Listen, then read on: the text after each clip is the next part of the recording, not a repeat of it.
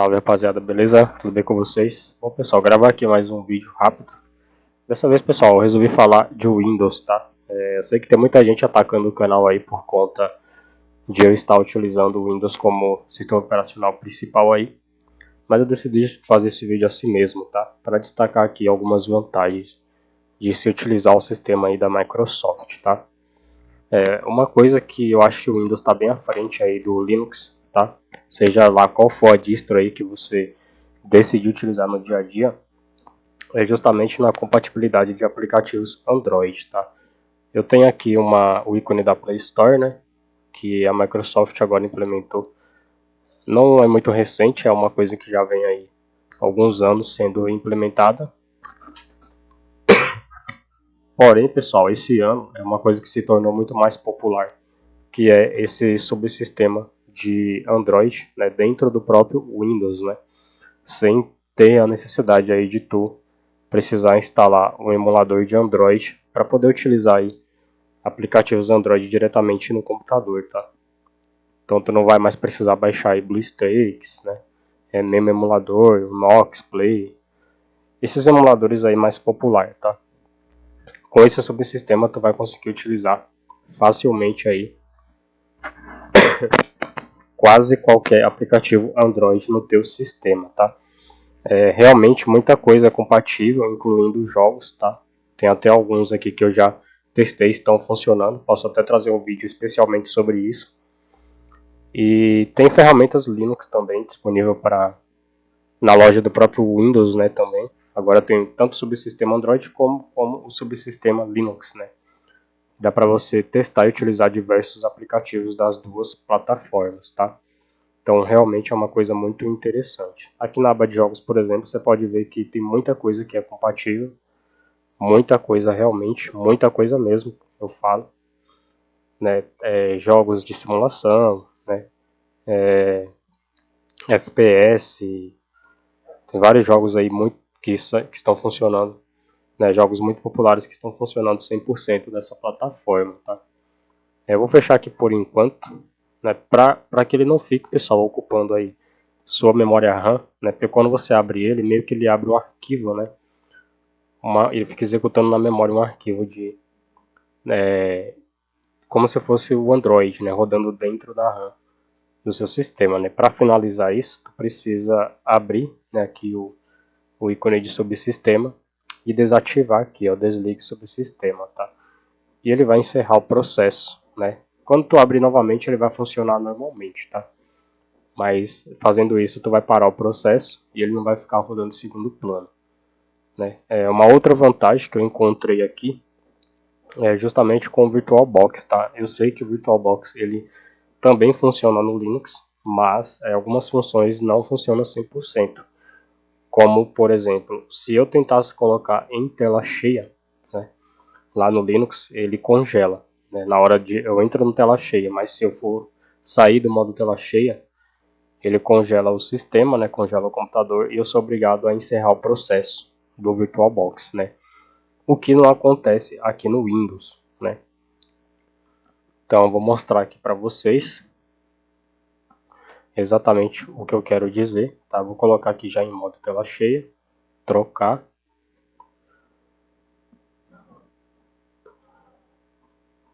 Eu instalei aqui o Linux Mint, tá pessoal? Eu estou finalizando a edição do e-book. Tem pessoas interessadas em comprar esse e-book já, então estou finalizando aí já para lançar. Em breve eu vou deixar o link na Amazon, tá? Para vocês comprarem aí o e-book de personalização aqui do canal. Acredito aí que de imediato a gente tenha pelo menos umas 20 pessoas que já querem o e-book, né? Então já vai ajudar aí no desenvolvimento do canal. Então olha só, já iniciou aqui o Linux Mint, né?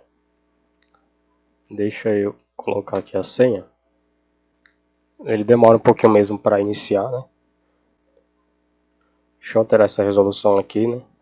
Colocar na resolução original aí, né? Full HD.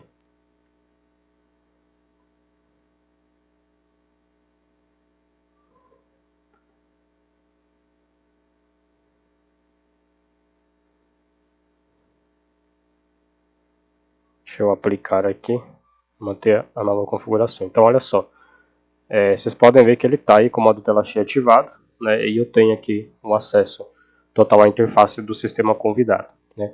No Linux, quando eu tento sair desse modo, né, que eu clico em minimizar, ele simplesmente congela toda a minha máquina e eu não consigo, né, pessoal, voltar para a máquina virtual. Né, eu tenho que encerrar e reiniciar o aplicativo. Né. Aqui eu consigo não só minimizar, como também batendo o mouse aqui e exibindo o controle, eu posso colocar em modo janela, né, e depois colocar novamente em modo tela cheia, né, que ele vai voltar com a resolução aí original, tá?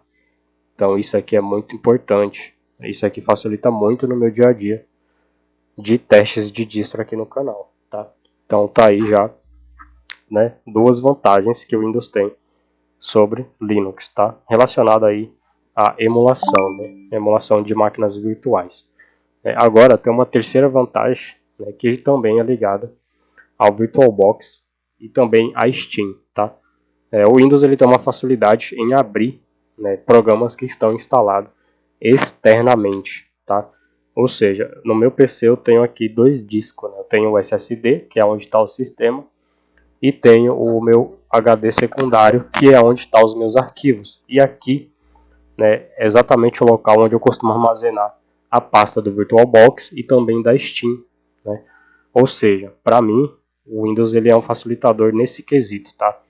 Em abrir aplicativos que estão instalados de forma externa, que não estão instaladas juntamente com a partição do sistema, né?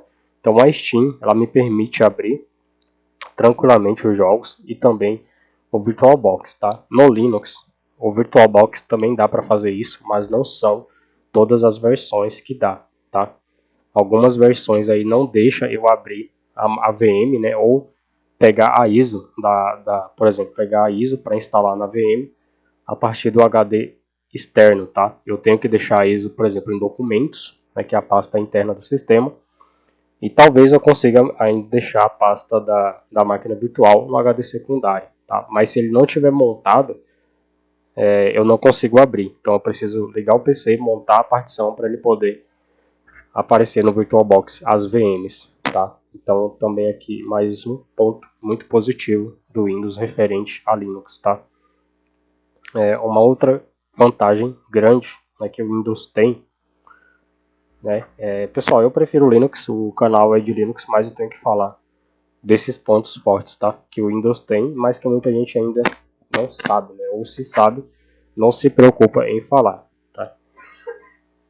Eu não vou entrar aqui em mérito de quantidade de aplicativos que o Windows tem disponíveis, mas a qualidade dos aplicativos. Sim, por exemplo, o próprio controlador da AMD, que é o controlador de drive de vídeo aqui, né, ele me dá inúmeras opções de configuração para que eu tire maior proveito e maior desempenho da minha placa de vídeo. Né? No Linux eu não tenho isso. Tá? O que eu tenho lá é um drive, né? Um drive open source, né? Desenvolvido pela comunidade, tá? Pela própria AMD também. Né? Não é o drive proprietário, mas tem também o drive proprietário, mas é mais complicado de você encontrar. Né? Mas funciona muito bem lá também. A diferença é que aqui você tem todo um painel, né? Para que você possa personalizar tanto o desempenho da sua placa, como também as métricas de monitoramento, né? E ajustes individuais de cada jogo que você vai rodar. Tá? Por exemplo, eu tenho aqui o Roblox e tenho aqui o Farlight, que são jogos que o sistema andou monitorando aí. Né? Então aqui ele vai me mostrar qual foi a média e a mínima de FPS que esses jogos teve, né? Qual a temperatura que a placa chegou durante a jogatina desses mesmos jogos. Né? Então a gente tem aqui um painel de controle muito mais completo. Tá? Com relação a sistema plug play, né? O Windows também tem essa vantagem. Né? No Linux, se eu tiver com o kernel 6.1 para trás, a maioria das distros eles não conseguem identificar o drive de Wi-Fi. Tá? Só vai começar a identificar a partir do 6.2 para frente. Isso vale para Linux Mint. Linux Mint nem se fala, né? Que não dá para atualizar o kernel de uma forma dinâmica como dá, por exemplo, no Big Linux, né? Então eu já teria um pouco mais de dificuldade para habilitar o Wi-Fi lá no Linux Mint. Não que eu use, né? Mas às vezes quando cai a conexão de cabo, e eu só tenho 4G, então eu utilizo o meu Wi-Fi para poder, né, rotear do meu celular, caso eu esteja fazendo uma coisa muito importante. Então, no Linux, algumas distros, elas permitem, né, que a gente faça essa atualização do kernel, né? Outras não. Outras a gente fica limitado e acaba perdendo a funcionalidade de Wi-Fi, tá? Então seria isso, acho que o quarto ponto positivo o sistema plug play do Windows é mais completo, tá? Plugou, funcionou, independente da versão do Windows, tá? No meu caso aqui eu estou utilizando o Windows 10 e eu acho que uma outra vantagem que não acontecia antes, mas agora acontece muito, que é quando tu instala o Windows pela primeira vez e cria uma conta Microsoft junto com a instalação, a Microsoft normalmente, tá? Não é sempre que acontece. No meu caso aconteceu, né? De te dar uma licença digital, né? Ela vincula uma licença digital ao teu e-mail, né? E o teu Windows ele fica ativado de forma original, tá? Sem que tu precise usar ativador nenhum, né? Para poder ativar o teu sistema, né? Eu pretendo comprar ainda uma chave, né? Que seja vinculada aí ao meu próprio CPF mesmo. Dessa forma eu vou garantir a segurança do meu sistema e, claro, né? Quando eu estiver utilizando o meu computador e o sistema estiver conectado à minha conta, então não tem como alguém se passar por mim, né? E cometer algum tipo de delito digital aí pela internet usando o meu IP, né? Por causa dessas coisas também. Isso é muito interessante você saber, né? E é importante você ter uma chave original por conta disso, né? A licença digital, eu não sei se ela tem uma chave, né, vinculada ao seu hardware, né, como acontece quando você faz ativação offline do Windows. Mas eu sei que ela é conectada ao seu e-mail. Tá? É um fato, é uma chave como todas as outras, mas eu acho que ela não fica vinculada à sua BIOS, por exemplo. Né? Quando você ativa o Windows offline, a chave ela é reconhecida também na BIOS, né? Fica vinculada ao hardware. Né? Então, é ainda mais interessante. Eu acho que o sistema de atualização do Windows também melhorou bastante. Né? Tu tem mais opções de controles para não ser incomodado, né, com tantas atualizações que a Microsoft lança diariamente.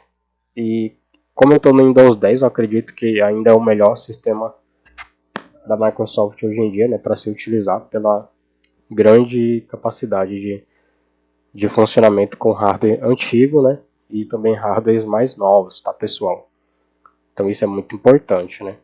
Um outro ponto positivo é que para jogos, né, eu acho que esse seria o quinto ou sexto ponto positivo, é justamente o desempenho em jogos. No Linux, a minha placa de vídeo só roda com OpenGL, tá? O que tem dificultado bastante aí a jogatina durante as lives. Por isso que eu estou com o Windows instalado. Um dos jogos que a gente mais costuma jogar aí é o Farlight e infelizmente ele não roda mais em Linux, tá? Devido a problemas com anti-cheat, entre outras coisas aí que a Valve, né, continua trabalhando em cima. Mas de uns tempos para cá ninguém que usa Linux está conseguindo jogar o F84, né, que é o Farlight. E o Windows não tem esse problema, né, ele continua funcionando. Né. E os outros jogos que funcionam bem no Linux, aqui funciona um pouco melhor, porque o Windows consegue aí, né, fazer proveito do meu DirectX, né, e melhor proveito da minha API do Vulkan também, né, que eu, no caso do Linux, eu não consigo utilizar a API Vulkan da minha placa. Né? Poucos são os aplicativos que conseguem fazer essa utilização. Eu já finalizei a VM. E eu acho, pessoal, também que um outro ponto que vale ressaltar, né, um dos motivos pelo qual eu estou utilizando esse sistema é justamente, né, o meu editor de vídeo, que é o Movave. Né? Quando eu comprei esse editor, ele estava custando aí, numa promoção, né, R$114, né, o programa original. Eu comprei ele, tentei instalar no Linux, tentei ativar e não deu certo, né? E eu deixei o programa lá, né? Comprei, deixei a chave lá ativada na minha conta, mas eu não utilizava o aplicativo, né? E mesmo ele funcionando no Linux através do Wine, você não consegue ativar porque ele precisa vincular o teu serial, né, de ativação junto com o hardware, né? Então, dessa forma, você não consegue ativar ele no Linux, né? Aqui no Windows, não. Você instala o aplicativo, né, abre o aplicativo, vai na opção de ativar, né, e você já consegue ativar aí tranquilamente, né? Você consegue ativar ele tranquilamente, não vai ter nenhuma dificuldade. E é um editor bem prático, né, bem leve, ele renderiza as coisas bem rápido e tem muita possibilidade de edição. Você consegue utilizar efeito chroma key, né, consegue trocar o cenário, desfocar o fundo, consegue adicionar efeitos, né, desenhar capas, né, criar GIFs, você consegue fazer tudo com esse editor. Fazer corte de cena, dar zoom na cena, criar diversas edições aí, né, profissionais mesmo, vários efeitos, né, textos, enfim, infinidade de coisa, né? Então valeu a pena eu ter comprado esse aplicativo, né? É uma pena que não dê para utilizar diretamente no Linux, né? Então esses basicamente seriam aí os pontos fortes, né, que me fazem ainda optar pelo Windows, né, para algumas coisas hoje em dia, né? Mas principalmente pela falta de compatibilidade que o Linux tem tido, né, com alguns aplicativos. Né? De qualquer forma, o canal vai continuar sendo um canal focado em Linux, isso não vai mudar. Mas é interessante a gente esclarecer isso, né, justamente pelos ataques, né, que a gente está tendo aí constantemente durante as lives, né, nos comentários dos vídeos, né. Se vocês dão uma pesquisada aí e assistir alguns vídeos anteriores a esse aí, vocês verão que tem bastante gente, né, criticando o canal por conta disso, né. Mas a notícia boa é que as pessoas continuam se inscrevendo e continuam fazendo bons comentários aí sobre o conteúdo do canal, né. E só essa semana foram 100 e pouco inscritos que vieram para o canal aí, né, elogiando o nosso conteúdo, né. Então, o que importa é isso. Né. É isso aí, vou ficando por aqui. Valeu e até o próximo vídeo.